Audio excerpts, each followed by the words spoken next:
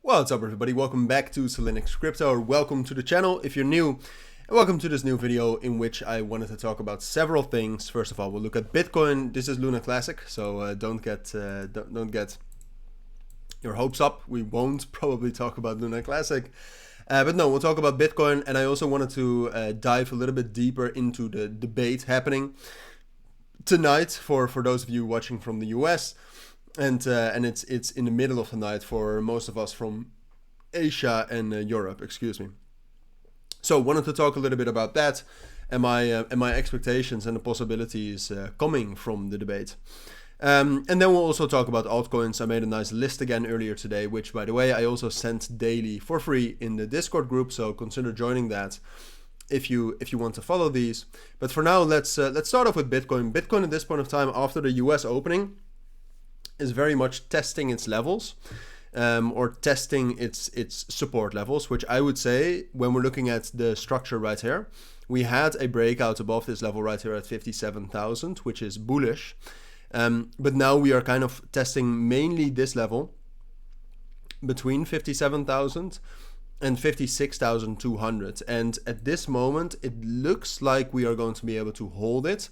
Although I am slightly cautious still, because as I've said quite often, I still think the higher time frame structure for Bitcoin is quite bearish, and we are nearing some very strong resistance levels towards 58,000, etc. So I'm being cautious. The initial reaction so far seems good. So short term, I am still bullish, but I'm cautious with opening positions. I opened a trade on Injective earlier today. This one, which you can already see on the chart. Open it a bit higher, of course, because this did not hit. But outside of that, I'm not opening much. I'm still expecting Bitcoin to pull back somewhere around 58,000. All right. So those are my thoughts on Bitcoin.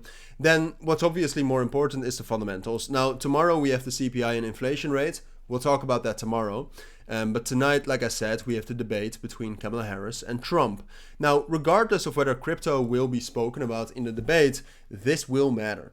All right, and it's always with news events like these, it's always difficult to kind of interpret or predict what's going to happen.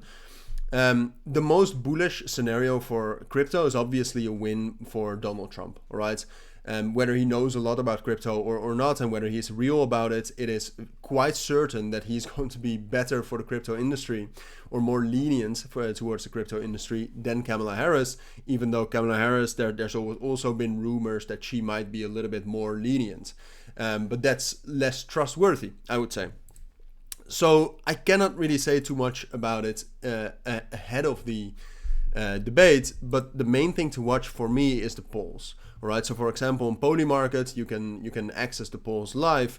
If Trump gains in the polls and goes up towards 55%, that could be enough of a catalyst to expect more bullish momentum coming into the markets. And then I do think it becomes more likely we will be able to get a bullish breakout here, instead of what I expect for now, which is still a rejection and somewhat of a bearish continuation. So that's a possibility, but that's something we'll have to see in the debate, right? How does the debate go? How do people watch the debate? What's people's perception of the debate? Who won? Who lost? Etc. I would say, I mean, if I would have to place money on who I would think would win the debate, I would say it's Trump, and therefore there's obviously a trade to be made, betting on that the polls will favor Trump after the debate. But that's not something I will do. All right, I will wait for it tomorrow. Then we'll see what the polls do, and then based on the polls, if those are good for crypto, then that could be enough of a catalyst to actually see some more bullish momentum. Just like we also saw that after the assassination attempt, right here, the 14th of July, after which we saw a lot of bullish momentum. So those are my thoughts on it right now. Thoughts, not really predictions. I don't think you can really predict something like that.